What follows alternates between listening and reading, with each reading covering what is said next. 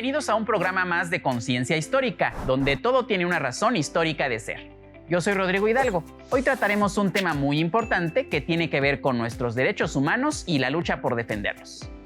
A lo largo de la historia, las protestas, manifestaciones y marchas han sido la manera de expresarse de diversos movimientos sociales que luchan por diferentes causas, entre ellas el respeto a los derechos humanos, la defensa de los derechos de minorías, protestas estudiantiles, laborales, políticas o contra el racismo y la discriminación.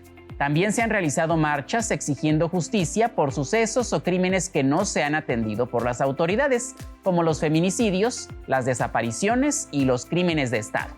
Para hablar acerca de la lucha por la vida de las mujeres, invitamos a María Teresa Martínez, quien tiene una amplia experiencia en este y otros temas relacionados.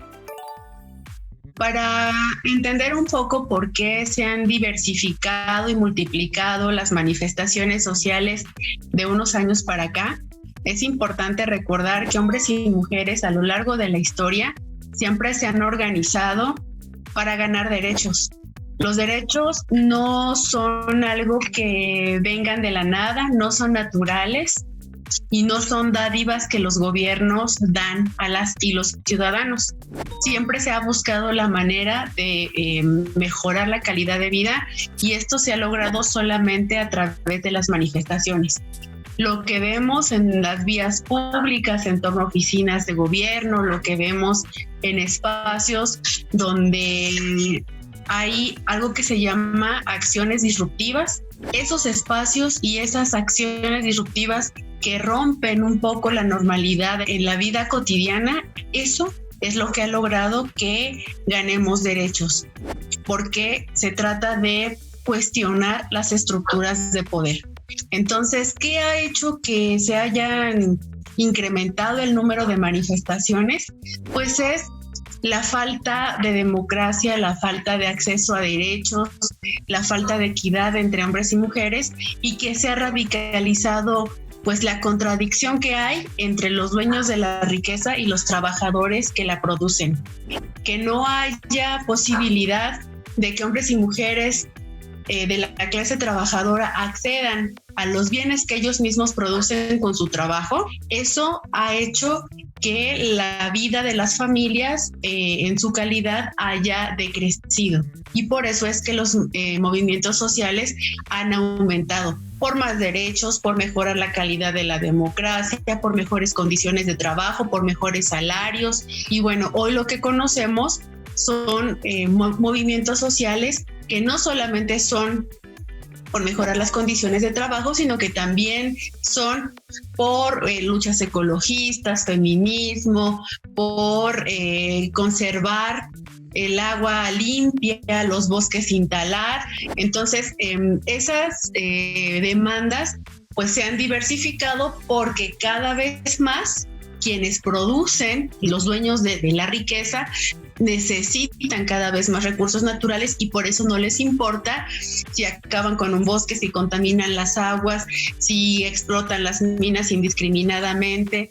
Una de las razones más claras por las que ahora las mujeres se organizan es porque nunca ha habido ni igualdad ni equidad.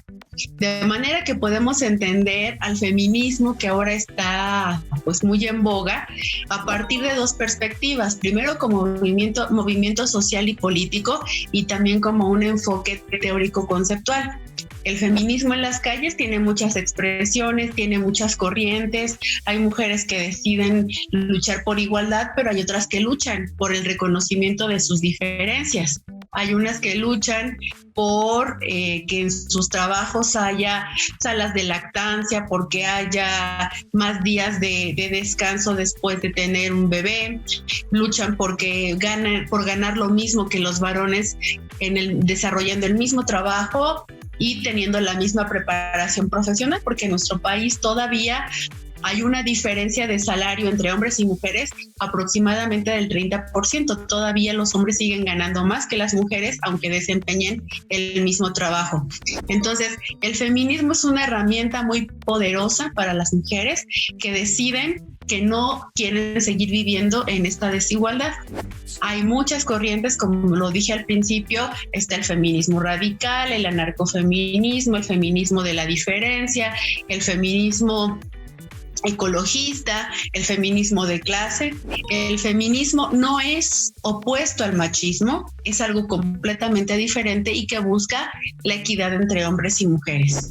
Bueno, la experiencia que yo he tenido como activista feminista, pues ha sido muy enriquecedora. Realmente me he dado cuenta de no solamente la posibilidad de encontrar grandes aliadas, de generar vínculos de solidaridad y de identidad con otras mujeres, sino que también me ha permitido comprender de manera pues más clara cuál es el origen de la desigualdad, por qué es algo estructural. Entonces, asistir a las marchas feministas permite, o a las manifestaciones en sus distintas expresiones, permite saber que hay otras mujeres que también están buscando, a veces no sabemos cómo, pero estamos buscando relaciones más equitativas, aprender a construir nuestras relaciones de otra forma. Y creo que eso lo da el activismo. A la hora de que nos encontramos y nos reconocemos, pues podemos hacer grandes cosas y nos volvemos poderosas. Entonces creo que eso es lo que a mí me ha dejado las manifestaciones feministas y el activismo feminista como tal. Muchas gracias a María Teresa. Ya conocimos un poco sobre la lucha feminista y entendemos mejor los problemas que enfrentan. Por eso es fundamental informarse sobre las causas de cada movimiento social, de cada manifestación y de cada marcha, no solo las que se llevan a cabo en nuestro país, sino en el mundo. Las manifestaciones tienen distintos orígenes y diferentes objetivos. Es raro el día en que no se informe en la prensa sobre alguna protesta o marcha, donde decenas o cientos de personas se reúnen para reclamar soluciones o denunciar algún problema. Puede ser porque están hartas de la inseguridad, porque el gobierno permite la tala de árboles, por la desaparición de alguna persona o por el derecho al agua. En la antigüedad no existían formulaciones teóricas sobre la libertad de expresión como derecho humano ni normas jurídicas positivas que la protegieran. Todo lo contrario. El ejercicio ilimitado del poder por parte de los gobernantes permitió grandes violaciones a los derechos fundamentales y a la libertad de expresión. Para el año de 1958, surge el movimiento magisterial, el cual demandaba una mejora en los salarios y el descontento de la labor realizada por el Sindicato Nacional de Trabajadores de la Educación. En este mismo contexto, surgen movilizaciones de otros sectores como los ferrocarrileros y los telegrafistas. Los años 60 y 70 no fueron la excepción. Hubo movimientos con gran fuerza y arrastre, como el movimiento de los médicos, la Marcha del Silencio, la Guerra Sucia y, por supuesto, el movimiento estudiantil de 1968, que trascendió en un hecho político el cual tuvo alcances nacionales e internacionales. Los movimientos sociales no se han conformado con cuestionar el orden establecido. Por el contrario, buscan llevar sus prácticas, repertorios, recursos y experiencia al terreno de la propuesta, de la construcción de alternativas de solución o mejora de las vicisitudes y problemáticas variadas que afectan a la sociedad mexicana, como es el caso del surgimiento del EZLN en el año de 1994, una lucha guerrillera con el fin de lograr la construcción del socialismo en México. Y para 1999, la huelga estudiantil de la UNAM, la cual demandaba la modificación del Reglamento General de Pagos y una serie de reformas administrativas a los modelos y planes de estudio. Y sin dejar de mencionar los que se han sumado en años posteriores, como la Asamblea Popular de los Pueblos de Oaxaca, APO, como las marchas por los 43 estudiantes asesinados en Ayotzinapa, las marchas feministas en diversos estados exigiendo poner un alto a los feminicidios, la Marcha por la Paz y la No Violencia, la erradicación contra la violencia de género, por mencionar algunos, los cuales han tenido el objetivo de crear una solución, aunque no han sido particularmente exitosos en esos cometidos a corto plazo. Pero las posibilidades y la extensión de esos movimientos sociales y políticos en el México contemporáneo han sido muy significativas. A lo largo de la historia de nuestro país han surgido movimientos sociales por diferentes causas y se conforman por distintos grupos o sectores de la sociedad. Por ejemplo, en el movimiento estudiantil de 1968, además de estudiantes de la UNAM, el Politécnico y otras escuelas, participaron profesores, amas de casa, obreros, intelectuales y muchos ciudadanos solidarios que estaban en contra de la represión del gobierno y en favor de la democracia. Ahora escuchemos a nuestro segundo invitado, el etnólogo Israel Pérez, quien nos platicará sobre otros aspectos de las luchas sociales. Vamos a platicar un poco acerca de la cuestión de las movilizaciones, de las manifestaciones sociales, para entender un poquito de dónde vienen o la forma en la que se ha desarrollado las movilizaciones, las manifestaciones en ya lo que va del siglo XXI. Tendremos que por lo menos recorrernos tantito a los últimos años del siglo XX. Algo muy importante, muy fuerte que sucedió en el mundo se da el 26 de diciembre del 91, cuando se disuelve la Unión de Repúblicas Socialistas Soviéticas, la llamada caída del socialismo. A muchos seguramente de los que verán, no les tocó esta división del mundo en dos polos, el polo capitalista y el polo socialista, pero a quienes sí les tocó pues entenderían que en el mundo había estas dos peleas, ¿no? Cuando cae el muro de Berlín y posteriormente se disuelve la Unión Soviética, pues se da a entender que gana el lado capitalista, ¿no? Y esto desemboca en un montonal de cosas que nos tienen al día de hoy con el tipo de movimientos sociales que podemos encontrar. Posterior a esto empezamos a ver un giro que viene sobre todo de la parte indígena en los movimientos sociales, ¿no? Posteriormente el levantamiento en el 94 del EZLN, en el 95 sucede la masacre de Aguas Blancas y en el 97 la de Acteal. Llega la huelga del 99, que digamos es la que abre este nuevo proceso de movilizaciones, digamos como una sangre renovada, por así decirlo, ¿no? Entonces viene toda esta influencia, desemboca en la huelga de la UNAM de 1999 en contra de la privatización y se impulsa todo este proceso ya netamente estudiantil, donde los jóvenes toman diferentes espacios públicos y empiezan las movilizaciones, ¿no? Impulsadas mucho en este ámbito más del EZ, más de la lógica indigenista.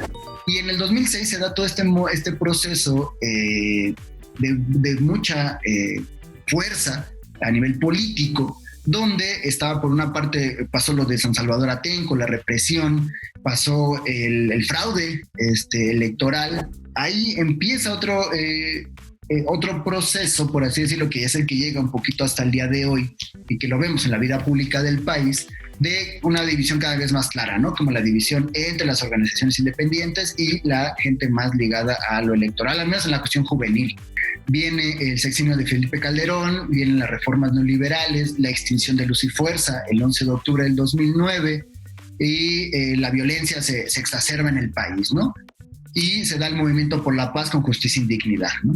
Que se fortalece en las universidades fundamentalmente. Sí, es cierto, es dirigido por intelectuales, es dirigido por organizaciones civiles, pero la gran masa viene de las universidades y de los bachilleratos, ¿no? Pero viene este movimiento, se abren otras vertientes, se recupera incluso la herencia del movimiento independiente de derechos humanos que viene desde los años 70 con los detenidos desaparecidos de la Guerra Sucia, en los años 80 con el Frente Nacional Democrático Popular, organizaciones independientes que algunos de sus integrantes heredan esos procesos, vienen a fortalecer esta lógica. Y también con esa lógica de los derechos humanos hay un cambio que es lo que tenemos al día de hoy y lo que seguramente muchos jóvenes que nos estarán viendo es lo que encuentran, ¿no? Que como hay muchísimos derechos humanos, tú puedes proteger un derecho humano en específico. En estos últimos 5 o 6 años ya ha habido, digamos, otro tipo de movimientos que ahí estaban, siempre estuvieron, pero que ahora tienen más fuerza, más empuje, que fundamentalmente son el de las compañeras, ¿no? Y lo agradecemos mucho porque siempre es refrescante ver a chicas, niñas, jóvenes 12, 15, 13 años y estar exigiendo lo que por derecho es suyo. Viene Ayotzinapa, viene el tema de las desapariciones y es real. O sea, lo de las desapariciones revive el movimiento de paz con justicia y bueno, el sentimiento del movimiento de paz con justicia y dignidad y el sentimiento mucho más anterior del movimiento de víctimas que viene desde los 70s y lo actualiza desafortunadamente porque las desapariciones son muchas y muchas en mujeres. Entonces empieza a haber más esta conciencia de la existencia del problema, empiezan a ver las manifestaciones en contra de las desapariciones de niñas y mujeres, las manifestaciones en contra de los feminicidios, las manifestaciones a favor del aborto y poco a poco se va escuchando un poco más la voz de las compañeras, de las mujeres que están ahí en la calle, ¿no? Los movimientos sociales tienen como objetivo principal lograr un cambio. Son una acción colectiva de participación ciudadana en la cual se expresan valores, creencias e ideologías. Son clave a la hora de generar nuevas demandas, al proponer, reivindicar y pedir mejoras en conjunto para toda la sociedad. Continuando con el tema de movimientos estudiantiles, es momento de hablar del movimiento estudiantil de 1968. Seguramente has escuchado la frase, 2 de octubre no se olvida. ¿Cuándo te enteraste de que en el movimiento estudiantil de 1968 no solo participaron alumnos de la UNAM y el IPN, participaron profesores, intelectuales, amas de casa, obreros y profesionistas en la Ciudad de México? Y fue reprimido por el gobierno mexicano mediante la matanza de Tlatelolco, ocurrida el 2 de octubre de ese mismo año en la Plaza de las Tres Culturas. Este comenzó con un pleito por un partido de fútbol americano en las cercanías del edificio de la Ciudadela entre estudiantes de la Vocacional 5 y 2 del Instituto Politécnico Nacional y los de la Preparatoria Isaac Ochoa Terena, incorporada a la Universidad Nacional Autónoma de México. En dicho altercado, intervinieron policías de una forma violenta, dando inicio a un gran número de manifestaciones que terminaban en represiones por parte del gobierno hacia estudiantes. La toma de universidades por parte del ejército mexicano y la encarcelación injusta de manifestantes. El gobierno estaba cerrado al diálogo y a la negociación. Fue así como se convocó a la manifestación pacífica el día 2 de octubre en la Plaza de las Tres Culturas, la cual fue elegida por el éxito de los mítines en el lugar y el apoyo que existía hacia los estudiantes. Fue ahí donde se cometió el genocidio en contra de los manifestantes. Aproximadamente a las 6:10 de la tarde, desde un helicóptero se lanzan 3 luces verdes de bengala y casi de inmediato entran a la plaza miles de soldados y comienzan a disparar a la multitud. A la par, desde el Chihuahua y otros edificios intervienen los francotiradores. Más de 2,000 personas fueron detenidas, llevadas al campo militar, encarceladas, desaparecidas y asesinadas. Los movimientos sociales también intentan cambiar el sistema político para que sea realmente democrático. Si nos damos cuenta, las manifestaciones incluyen a hombres y mujeres de diferentes grupos sociales, jóvenes, indígenas, estudiantes, campesinos, maestros, comunidad LGBT+, todos exigiendo acciones para construir un país más justo, donde el principal objetivo del gobierno sea el bien de las personas. Escuchemos nuevamente a nuestro invitado, el etnólogo Israel Pérez, para conocer más sobre las luchas sociales. Viene la pandemia, que podríamos decir que es casi que otro corte de caja, ¿no? Que no quisimos nosotros, fue un fenómeno natural que llegó, que golpeó a buena parte del pueblo y que está reconfigurando muchas cosas y que justamente corta con ciertas movilizaciones, con ciertas necesidades y que, por ejemplo, las compañeras que venían con un gran ímpetu, pues obliga la propia pandemia a digitalizarse, ¿no? Entonces los movimientos ahora estamos a la espera de ver qué sucede desde los derechos humanos y demás, que están fuertes todavía dentro del espectro de los intereses de los jóvenes, pero también esta explosión digital pues nos acerca a otro tipo de conocimiento, otro tipo de pensamiento, así como nos aleja del cara a cara, pues también nos expande un poco el universo de conocimiento en algunos aspectos y con las necesidades del que mucha gente no tiene la facilidad de acceder a toda la cuestión digital, pero que también abre. Entonces vemos cómo los jóvenes otra vez están agarrando ahí la onda. Pues la propia pandemia nos puso en un panorama de problemáticas sociales donde esperamos e impulsamos para que los más chicos, los jóvenes 12, 13, 15, 17, pues sean ahora los protagonistas de esta nueva historia y puedan mejorar o avanzar lo que algunos de nosotros hemos avanzado, y que pues aquí también estamos para que no se olviden estos procesos, ¿no? Que como decía, pues a muchos no les tocó y a ustedes les tocará también otro tipo de dinámicas tal vez, pero que son parte de la historia de lucha de nuestro pueblo y que hoy nos tiene en una circunstancia, la pandemia, pero que pasará y que seguramente muchos jóvenes volverán a estar en la calle exigiendo sus derechos, y que la lucha sea una forma de identificarte con los demás, ¿no? De construir esas redes necesarias para mejorar la calidad de vida inmediata y a futuro. Y lo vemos en el movimiento de las mujeres, ¿no? Se podrán tener, la gente tiene muchísimas críticas al respecto, pero lo que es real de las compañeras es que han logrado construir redes que fortalecen pues, su vida cotidiana.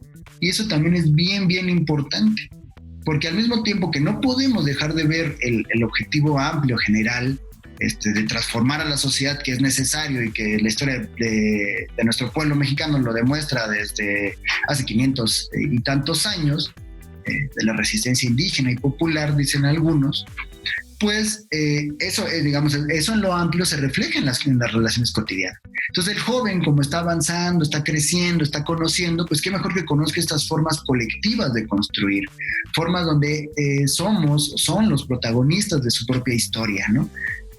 Porque también la juventud, lo vivimos así, pues tenemos, lo decía en otro momento, el tema del miedo, ¿no? El miedo que infunden los padres, el miedo que infunden los medios, el miedo que se infunde en general hacia un mundo que efectivamente da miedo, y que cuando tienes 13, 14, 15 años, pues efectivamente no sabes a veces muy bien qué hacer, pero al mismo tiempo esa juventud está creciendo de manera abismal, ¿no? Internet, la vida cotidiana, somos un país de los primeros 5 en embarazos adolescentes, entonces esa parte sí se crece, ¿no? O sea, la cuestión biológica ahí está, pero a veces queremos frenar la cuestión mental, pero no, o sea, tenemos que fortalecer eso, y se va a fortalecer participando en lo que ahorita decimos, hasta en lo que sea, ¿no? Hasta en un club deportivo, pues, ¿no? Porque hasta ese tipo de participación te va a demostrar que no eres tú solo, no estás tú en tu ombligo viendo tu celular. O sea, no sé, jugar fútbol, ajedrez, básquetbol, eso ya nos está ampliando, ¿no? Y de ahí podemos pasar a pues un club de lectura, un club para mejorar los problemas de la colonia, ¿no? Porque seguramente algunos amigos que no he conocido en el bachillerato pues viven en mi colonia, ¿no? Tenemos problemas de agua, tenemos problemas de luz, lo que sea, pues, ¿no? O nos falta un campo para jugar fútbol, o nos falta eso nos va ampliando nuestro conocimiento del mundo, ¿no? Y eso es algo súper importante al día de hoy, porque aunque tengamos acceso por medio del celular a un montón de cosas, no necesariamente nos amplía el conocimiento del mundo, ¿no? Nos vemos a nosotros mismos nada más, ¿no? Y lo que nos gusta, y ese es nuestro universo. Entonces, por eso la importancia de la participación de los jóvenes, y porque pues, es una fuerza motora para transformar la realidad. Queda mucho por decir en cuanto a movimientos sociales, mucho por hacer y mejorar en beneficio de los derechos humanos y del bienestar común. Por último, te comento que la frase "El pueblo unido jamás será vencido" es el título de una canción escrita por el compositor Sergio Ortega del grupo chileno Quilapayún, que fue escrita en apoyo al movimiento social que defendía la lucha de Salvador Allende por un gobierno de unidad popular. Agradecemos a nuestros invitados el haber participado. Haz este programa con nosotros. Participa con Jóvenes en TV, un espacio de reflexión y construcción de conocimiento. Yo soy Rodrigo Hidalgo y nos vemos en el próximo programa. Hasta pronto.